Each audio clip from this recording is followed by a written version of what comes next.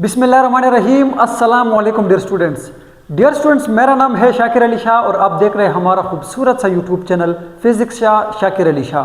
Dear students, हमने 9th grade physics unit 3 dynamic start कर लिया था और आज लेक्चर नंबर 2 में हम डिस्कस करेंगे Newton's first law of motion. जिस तरह आपको पता है स्टूडेंट्स कि न्यूटन के 3 लॉज ऑफ मोशन है और उसमें आज का जो हमारा लेक्चर है वो है फर्स्ट लॉ ऑफ मोशन। तो डियर स्टूडेंट्स, उससे पहले मैं आपको एक बात बताता हूँ अबाउट एक्सटर्नल फोर्स, क्योंकि Newton first law, second law and third law of motion में हम हमेशा जिक्र करेंगे एक्सटर्नल फोर्स की। तो पहले आप ये समझिए स्टूडेंट्स कि एक्सटर्नल फोर्स होती क्या है। आप ये समझ लें कि ये है आपके पास एक ऑब्जेक्ट जिसका मास है m। अब स्टूडेंट इसके ऊपर फॉर एग्जांपल फोर्स लग रही है F1 लग रही है यहाँ पर 2 न्यूटन फोर्स, और इसी डायरेक्शन में एक और फोर्स भी लग रही है जिसको मैं कहता हूँ F2 और वो है 3 न्यूटन फोर्स। अब स्टूडेंट्स आपको नज़र आ रहा है कि 2 फोर्सेस लग रही है एक ऑब्जेक्ट के ऊपर और दोनों सेम डायरेक्शन में है। तो यहाँ पर जो इसका एक्सटर्नल या नेट आप देखोगे तो फिर हम कहेंगे कि यहाँ पर अगर आप इसका नेट फोर्स निकालना चाहो तो फिर आप कहोगे कि F1 प्लस F2।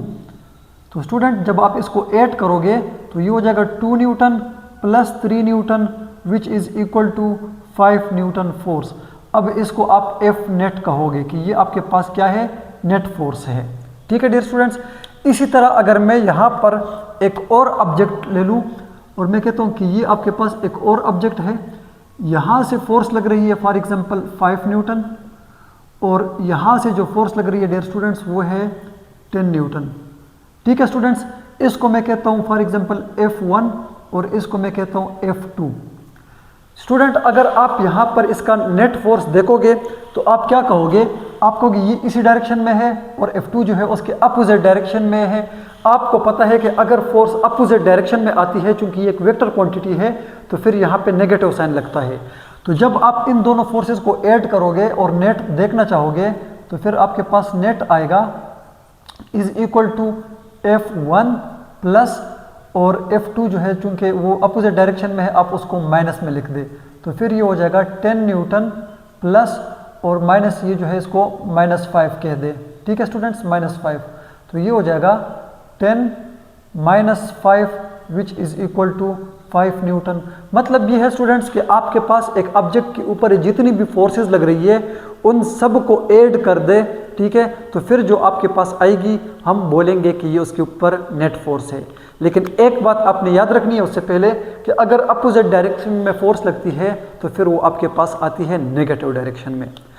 अब चूंकि स्टूडेंट्स हमारा टॉपिक है Newton's first law of motion, तो सबसे पहले मैं आता हूँ इसकी स्टेटमेंट के ऊपर।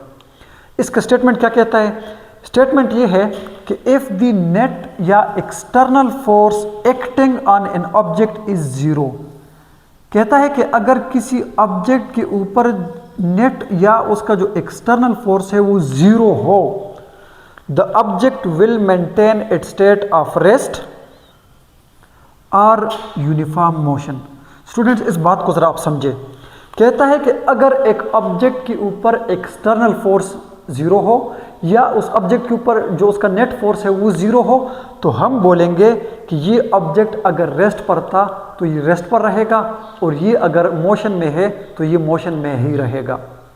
If the net external force acting on an object is zero, the object will maintain its state of rest और ऑफ यूनिफॉर्म मोशन। इसको आप कहते हैं कांस्टेंट वेलोसिटी के साथ। मैं दोबारा यही अल्फाज ट्रांसलेट कराता हूँ आपको कि एक ऑब्जेक्ट के ऊपर अगर नेट एक्सटर्नल फोर्स ज़ीरो हो, ठीक है, फिर अगर वो ऑब्जेक्ट रेस्ट पे है तो वो अपनी स्टेट को मेंटेन रखना चाहेगा, यानी वो स्टेट जो है वो रेस्ट जिसमें वो पड़ा था ऑलरेडी वो उसको बरकरार रखना चाहेगा, रेस्ट पर ही रहेगा।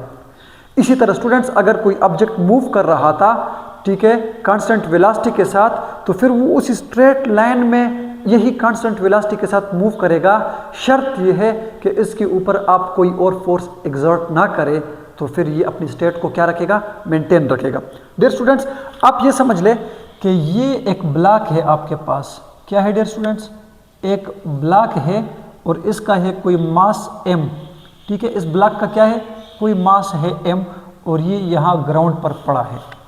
तो डियर स्टूडेंट्स, अगर ये यहाँ पर ये ब्लॉक जो है वो ऑलरेडी रेस्ट पर है और इस ब्लॉक के ऊपर कोई लड़का फोर्स अप्लाई ना करे, कोई इस ब्लॉक को किक ना करे, कोई इसको यहाँ से ना उठाए, कोई फोर्स जो है वो इसके ऊपर एग्जर्ट ना हो, इसका ये मतलब है कि ये ब्लॉक जो है ये 5 मिनट बाद ही इधर रहेगा, 10 मिनट बाद भी इधर रहेगा, 2 घंटे बाद भी इधर रहेगा, कल भी रहेगा, 1 साल बाद भी रहेगा। ये ब्लॉक हमेशा हमेशा यहाँ पर रहेगा जब तक इसके ऊपर एक्सटर्नल फोर्स 0 हो।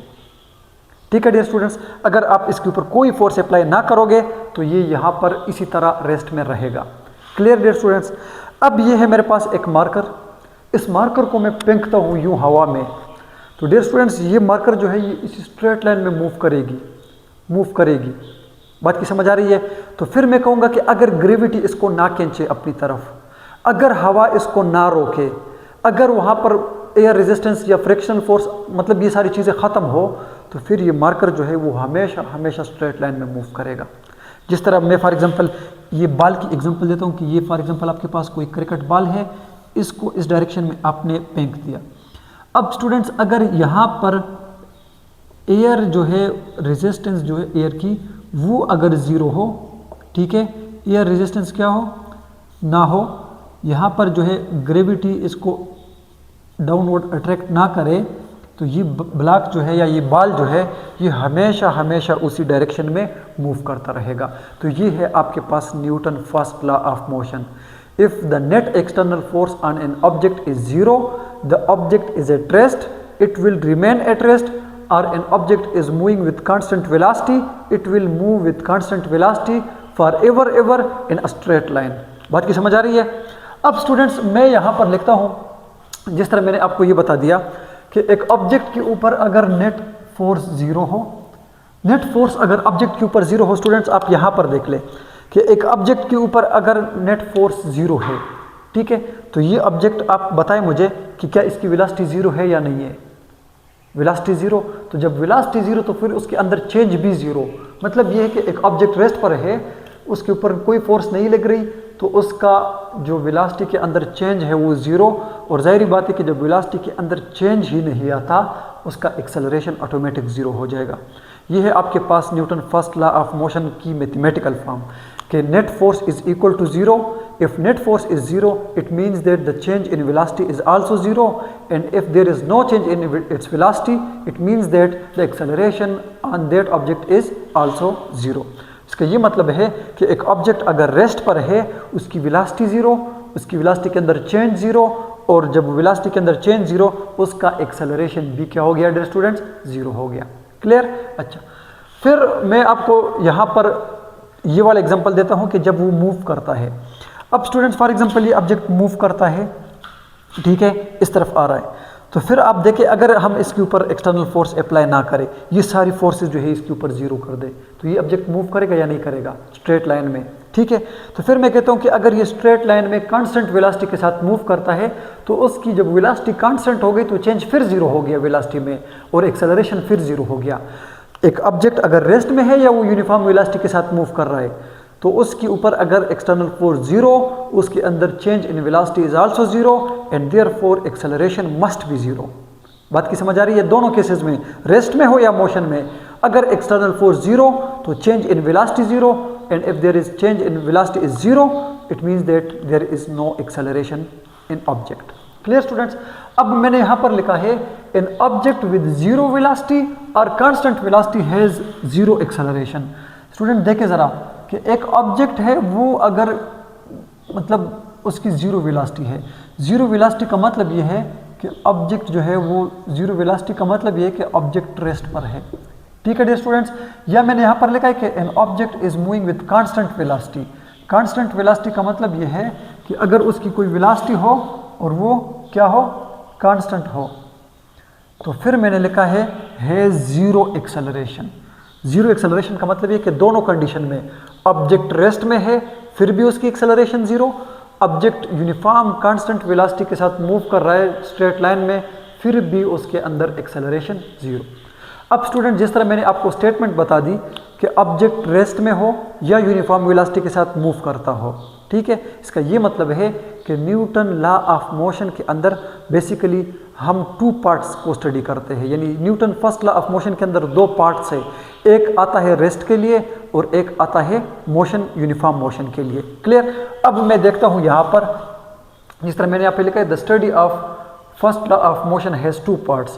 पहली है आपके पास when an object is at rest, कि अगर कोई ऑब्जेक्ट आपका रेस्ट में है तो क्या होगा। डियर स्टूडेंट्स, मैंने आपको ऑलरेडी बता दिया कि अगर एक ऑब्जेक्ट रेस्ट पर है और उसके ऊपर अगर एक्सटर्नल फोर्स 0 हो तो वो ऑब्जेक्ट हमेशा हमेशा रेस्ट पर रहेगा। अब अगर एक्सटर्नल फोर्स 0 हो गई तो इसकी वेलोसिटी जो है वो यहाँ पर होगी नहीं, क्योंकि ऑब्जेक्ट रेस्ट पर है, वेलोसिटी 0 है। जब वेलोसिटी 0 तो चेंज इन वेलोसिटी ऑटोमेटिक 0, और इसी तरह एक्सेलरेशन भी 0। यहाँ पर मैंने लिखा है when an object is at rest it will remain at rest if external force is 0। अब स्टूडेंट्स, ये है आपके पास एक चेयर, कुर्सी है, इस क्लास में यहाँ पर पड़ी है, वो एक चेयर है, यहाँ पर एक चेयर है। अब स्टूडेंट, इन चेयर्स के ऊपर कोई फोर्स नहीं लग रही, तो ये चेयर रेस्ट पर रहेगी, इनकी वेलोसिटी 0, इनकी वेलोसिटी के अंदर चेंज भी 0, एंड हेंस इसका एक्सेलरेशन क्या हो जाएगा, 0। स्टूडेंट, अगर आप इसके बी पार्ट को देखें, व्हेन एन ऑब्जेक्ट या बॉडीज इन मोशन, कि अगर कोई ऑब्जेक्ट है और वो मूव कर रहा है, जिस तरह फॉर एग्जांपल ये फुटबॉल है, तो इसको आप किक करते हो और ये इस तरह रोल करते आगे जा रहा है। डियर स्टूडेंट्स, डेली लाइफ में क्या होता है कि जब आप किसी बॉल को फेंकते हो, जब आप इस मार्कर को फेंकते हो, जब आप इस फुटबॉल को किक करते हो, तो ये जाते जाते रुक जाता है। इसकी वजह ये होती है स्टूडेंट्स कि अर्थ इसको अपनी तरफ अट्रैक्ट करती है, ग्रेविटी फोर्स लग रही है। दूसरी बात ये कि जब ये बॉल आगे जाती है ना, तो ये एयर इसको रोकती है, यानी एयर रेजिस्टेंस लगती है। फिर दूसरी बात यह कि जब ये ग्राउंड के सरफेस के ऊपर जाती है तो वहाँ पर फ्रिक्शनल फोर्स भी होती है। मतलब ये है कि ये कुछ फोर्सेस है जो इसकी मोशन को रोकते हैं। ठीक है डियर स्टूडेंट्स, अब हम क्या करें, अगर हम ग्रेविटी को 0 कर दें, अर्थ इसको अट्रैक्ट ही ना करे, अगर हम इसकी एयर रेजिस्टेंस को 0 कर दें, एयर इसको रेजिस्ट ही ना करे, ठीक है, अगर हम यहाँ पर फ्रिक्शन भी जो है वो ख़त्म कर दें, तो फिर ये बॉल जो है, ये फुटबॉल जो है, ये स्ट्रेट मूव करेगी, हमेशा हमेशा मूव करेगी। तो जिस तरह मैंने यहाँ पर लिखा है, if an object is in motion it will continue to move in a straight line with uniform speed. शर्त यह है कि if net force acting on that football is 0।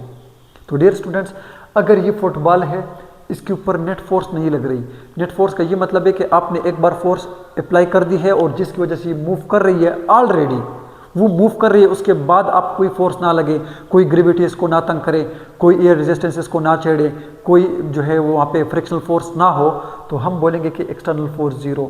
Object जो है वो कांस्टेंट वेलोसिटी के साथ मूव कर रहा है। जब वो कांस्टेंट वेलोसिटी के साथ मूव कर रहा है तो फिर हम बोलेंगे कि इसके अंदर वेलोसिटी का चेंज 0 हो गया, और जब वेलोसिटी के अंदर चेंज 0 हो गया तो उसकी एक्सेलरेशन जो है डियर स्टूडेंट्स वो ऑटोमेटिक 0 हो जाएगी। तो देखिए, ये हमने पढ़ा आपको about first law of motion. उसमें हमने 2 चीज़ें पढ़ी, when an object is at rest और when an object is in uniform motion. तो आपने पढ़ा कि अगर कोई ऑब्जेक्ट रेस्ट पे है, हमेशा हमेशा रेस्ट पे रहेगा, या अगर कोई ऑब्जेक्ट मूव करता है तो हमेशा हमेशा वो यूनिफॉर्म वेलोसिटी के साथ मूव करेगा अगर उसके ऊपर एक्सटर्नल फोर्स 0 हो। तो डियर स्टूडेंट्स, ये था हमारा लेक्चर, और अब हम पढ़ने जा रहे हैं कि इन दोनों का इनर्शिया के साथ क्या चक्कर है, यानी फर्स्ट लॉ ऑफ मोशन को लॉ ऑफ इनर्शिया भी कहते हैं।